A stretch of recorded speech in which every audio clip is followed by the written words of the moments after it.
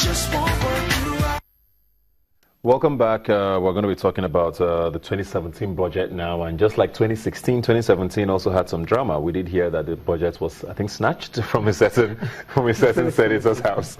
I mean, last year it was missing, and I don't know whether it was stolen, and we went through this back and forth before it got found again. And well, I have here with me Stanley Achonu, who's going to be helping me dissect the 2017 budget, which was finally passed on Thursday, I believe. Yes. The National Assembly did raise, Mr. President presented 7.28 trillion and was raised to 7.44 by the National Assembly. Just an overview of your thoughts on the budget. So the increase came from the increase in the price of crude oil. The National Assembly did raise that, so the difference was what increased the size of the budget.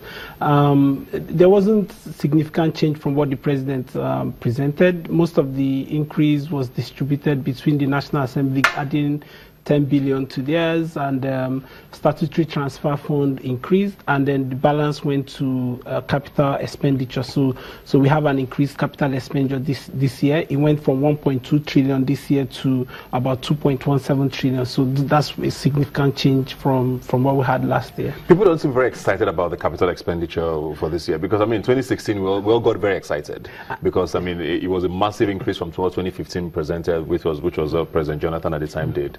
You know, we're like, okay, we're going to start seeing things happen. But we didn't necessarily see, because there was no money, quote unquote, to execute, or even the budget. Yeah, we said there is no money, but from the last data we have seen, the federal government fully funded the capital component of the budget to the tune of 1.2 trillion, according to the Minister of Finance. So basically, they are investing in infrastructure, road construction, and all of that. The results will not be immediate. Some of them will not be completed based on current was there any funding. capital project that stands out to you? What's exciting you about the 2017 budget? I think that Lagos-Ibadan Expressway might finally be put behind us, and that would be a huge difference. There's a lot of funding going into the railway construction.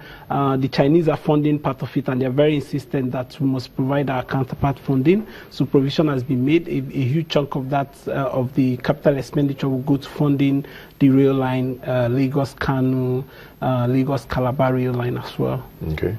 Well, let's talk about National Assembly now, because the National Assembly always gets a lot of attention whenever the budget is passed, not just because they pass it, but because of what they allocate, to themselves. Yes. And there's been a lot of hoopla about this year's one in particular. So the National Assembly will spend 85.8 billion on overhead, right? 14.9 on capital projects, and 23.7 for personnel costs. Costs now.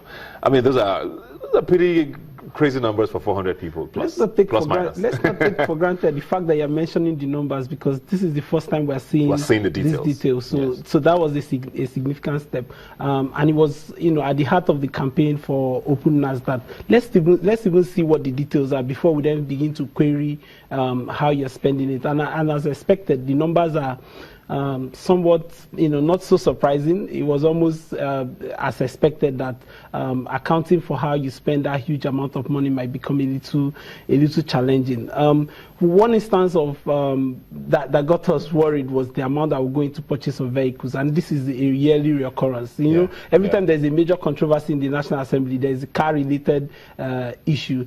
So this year they will be spending about 7 billion on purchase of vehicles, both the Senate, the House of Reps, the National Assembly Management, the National Assembly Service Commission, the legislative between all of these organs under the National Assembly will amount to 7.7 billion on vehicle purchases, and that 1.6 billion will go towards maintaining vehicles already in their car pool. The National Assembly complex maintenance, we get about 500 million. So there are also the internet connectivity for the National Assembly, we get about 600 million or thereabout. A lot of Wi-Fi.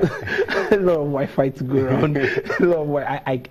I hope they're building startups in there. Yeah, I know, right? There should be some hubs there. There should be some hubs. But generally, it is now for Nigerians to question, this expenditure.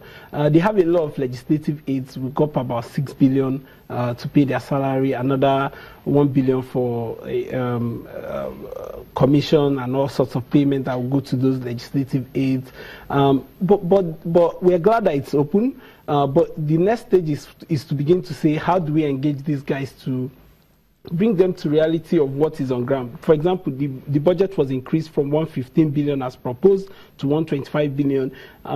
When you look at the context of our economy at the moment, this is not the time to continue to pump in more funding to recurrent expenditure, because that's what basically it will go into. Whether they are maintaining their office complex, they are buying new vehicle. In my mind, I think those are recurrent expenditure to service government. It doesn't add value to the lives of ordinary Nigerians. But members of the National Assembly will always insist that these monies that they allocate to themselves are for reasons that affect the way they work for Nigeria. And this has happened at least since 2010, that I know that people have continued to ask these questions increasingly.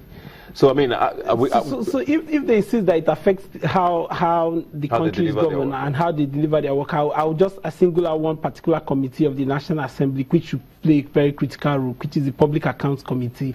How many times have we seen the Public Accounts Committee review audited reports submitted by the Auditor General? How many times have we seen this same committee indict government officials? Are they saying that in all of the years they've been reviewing the submitted audit report, they haven't found anything that requires sanctioning civil servants in the government? So those are the kind of questions when you say that this amount of money will help you do your work, and then we don't see value for the money we are spending. It raises questions about the type of work you're doing. Going slightly away from the budget now and into how we're going to move forward from this. So like you said, this is a huge step. Knowing the details is a huge leap from where we even started from. Now, like you said, the next step is how do we now start making sure that we spend less and be a little more,